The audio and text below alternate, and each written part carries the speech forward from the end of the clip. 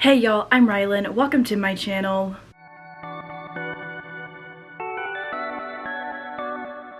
I cannot believe that we are already into the month of October, but because we are already into this month, that means it is time for me to do my September wrap-up. This is the first monthly wrap-up I've done since the very beginning of this year, and I am very excited to talk to y'all about the 11 books that I read this past month. I think this is the most books that I've read since February of 2024, so I'm very excited to have made so much progress this past month on reading and YouTube videos and vlogs and all the fun bookish things. I have 11 books here that I'm going to rapidly review. 9 of them are thrillers, 2 of them are romance. I've very much been a thriller girly recently, which I can't complain about. I think they're so much fun. But I'm excited to hopefully get back into some romance this month as well. The way that I tend to do my rapid reviews is I share a quick sentence or two about the book, and then I'll give a couple of my personal thoughts on them. I go pretty quickly through these, or else I ramble, and I always write everything down. We're just gonna go in order of the books that I read from September 1st through the 30th. So starting at the very beginning of the month, I had to think really hard about some of these books, but I do have vlogs or videos for several of them, so if I have videos for these books I talk about, I'll tag them above if you would like to go watch those. I did do a couple of vlogs in the month of September. But let's go ahead and jump right into things. I've got all my little notes on my notebook page right here. The first book that I read in September was I Wish I Would Have Told You by Whitney G. This is a toxic high school romance about the right person, wrong time. It involves the cheating trope, which is a really big thing that I wanted to mention because that is very much not a trope that everybody likes for very valid reasons.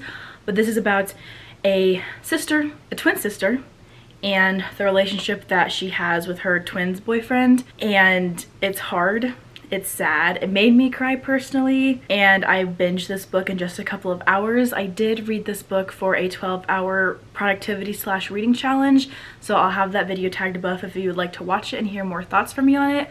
But I personally loved it. I binged this book and it had me sobbing, which I had not done in a while when it came to a book. So 4 stars to I Wish I Would Have Told You by Whitney G. I read this book on Kindle Unlimited. That same day that I read the first book, I read We Were Liars by E. Lockhart. I read this physically / on audio, and I gave this book 2 stars. This is a summer thriller, I guess, a young adult summer thriller that takes place on an island where there are secrets kept between these rich cousins, or these cousins that come from very wealthy families, and things are not what they seem on this island. I thought that this book was very boring. It was a reread for me, so that probably played a role in my lack of engagement with it personally, but I have to admit it was a very quick read, so that was very nice. I also read Family of Liars by E. Lockhart, which was a prequel to We Were Liars that was released, I think, about 10 years or so after We Were Liars released. And I actually gave this book 3 stars. I also did this book on audio / physically as well. And again, we got a summer, we have an island, we have wealthy people, we have secrets, but this prequel follows the generation before the kids from We Were Liars, if that makes sense. There was an unexpected plot twist to this book that I was not expecting, and although the buildup was very, very slow, I did end up enjoying it in the end. And I do feel as though the prequel felt a little bit more sinister than We Were Liars. That could be because I hadn't read this book yet, and I had already read We Were Liars years ago, but I did kind of feel as though this book was eerier than the first one, so I did like that aspect to the atmosphere of the book. After that, I read Do Not Disturb by Frida McFadden, and I gave that book 3 stars. I read this book on Kindle Unlimited. This is about a woman who kills her husband and runs away, but she never makes it very far in her running away, but she ends up at this motel, and there's a lot of really weird things that happen there, is all I'll say about this one. I do feel as though Frida McFadden's books are best to go into blind because they're very chaotic, very crazy, and sometimes that's good, and sometimes I'm very skeptical of it, but that's okay. This was a very captivating, quick read. I read it in less than a week during a busy week of my life when I was traveling and had a lot of things going on, but read this book very quickly, and it was fine. I mean, I gave it 3 stars. It was very chaotic, as I feel as though this author's books tend to be. Some of it felt very unrealistic or like over the top to me, but overall it was fun. I gave it 3 stars.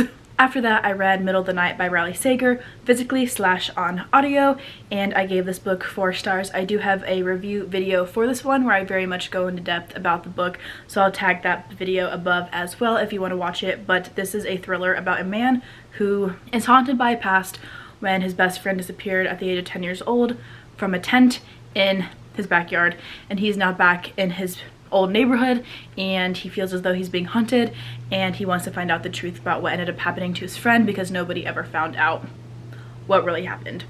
I thought that this book was very much a slow burn, which for Riley Sager was kind of weird for me. I feel I was a little bit hesitant about it, but I ended up really enjoying it. I think this is my 3rd or 4th favorite Riley Sager book, and so I ended up having a really good time with it. The ending was very sweet. I actually teared up at the end as well. I think that the atmosphere and the setting that was introduced partway through the book was super eerie, and I kind of wanted to know more about all of that.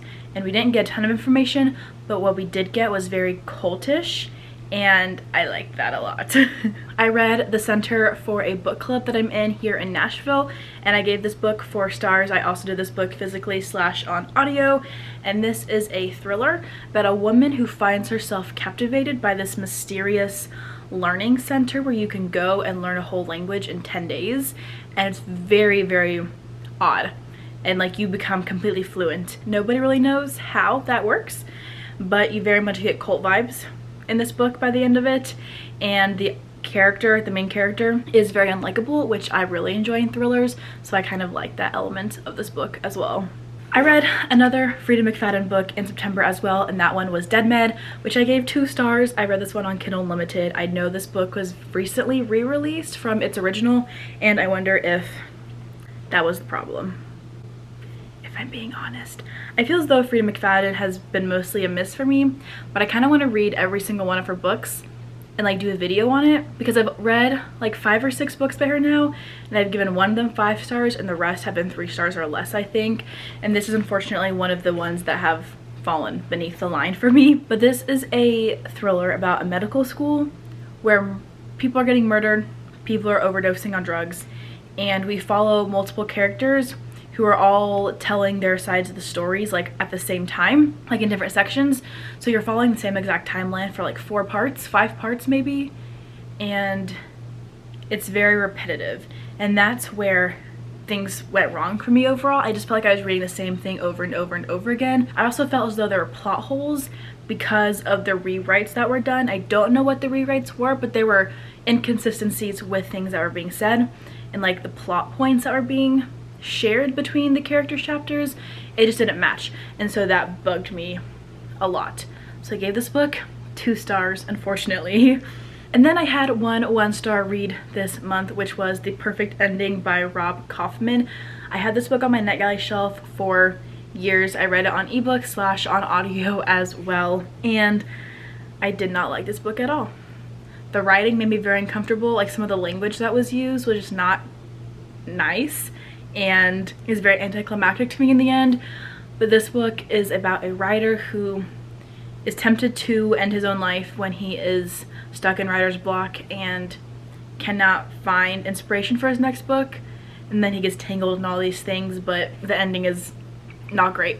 It was a very quick read though, so that was good. I've really been on a trend of thrillers this month because these have all mostly been thrillers, which I'm okay with.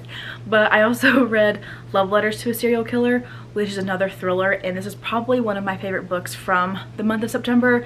This is a very quirky and silly and fun thriller. I read it for a reading vlog that has not come out yet, but should be coming out in the next week or so if my timing is correct.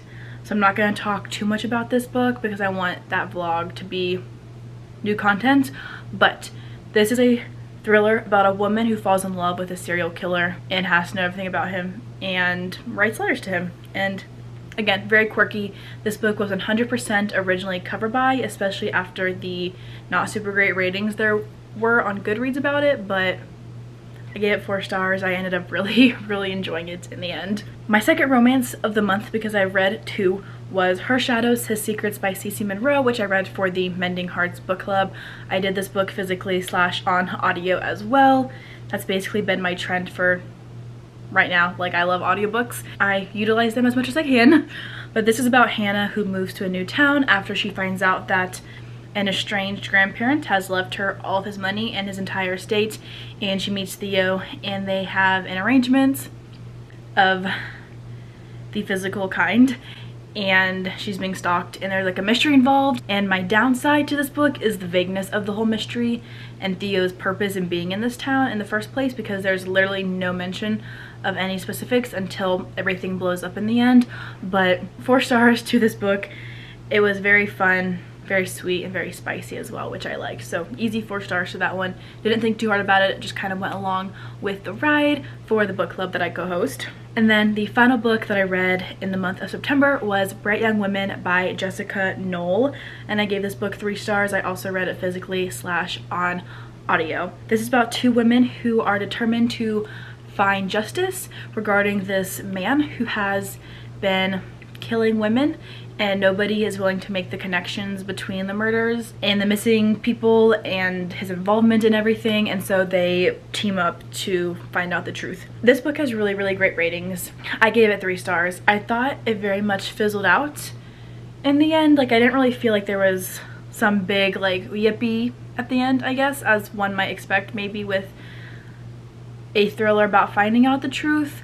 And I was also very confused in some of the timeline elements of this book, as there is a very reflective or forward-looking nature to some of the paragraphs or sentences or words or chapters that displaced me from the present timeline to look toward the future or to look back to the past, and it all kind of blurred together, I felt like. And as somebody who very much likes being grounded in the timeline, it was hard for me to keep my feet rooted in the story when I was having to go back and like reread parts, because I didn't quite know what the timeline that we were referring to was anymore. So that was a very bummer element to it. But also read this book for the Pink reading vlog that will come out in a week or so, so I'll have my thoughts shared in more detail there as well. But 3 stars to Bright Young Women. I did like it. I really enjoyed it. I just thought it ended up being kind of long, and when I got confused it made it longer because I had to go back and like reread parts, so that was kind of a bummer. But those are all the books that I read in the month of September. I am so glad that I found my mojo again and I'm back reading so many books. A lot of them were really great this month. I feel as though I'm finding books once again that I enjoy. They're not all wins for me, unfortunately, but that's just how reading works, and not everybody likes the same books, and I think that's the cool thing about this hobby that we all have. But 11 books read in the month of September, which is amazing. You love to see it. If you have read any of these books, feel free to comment down below and let me know your thoughts on them, or if you read anything great in the month of September, feel free to let me know what it was. I love to add new books onto my TBR. But that is all that I have for today's video. Thank you all so much for watching, and I will see you all in the next one.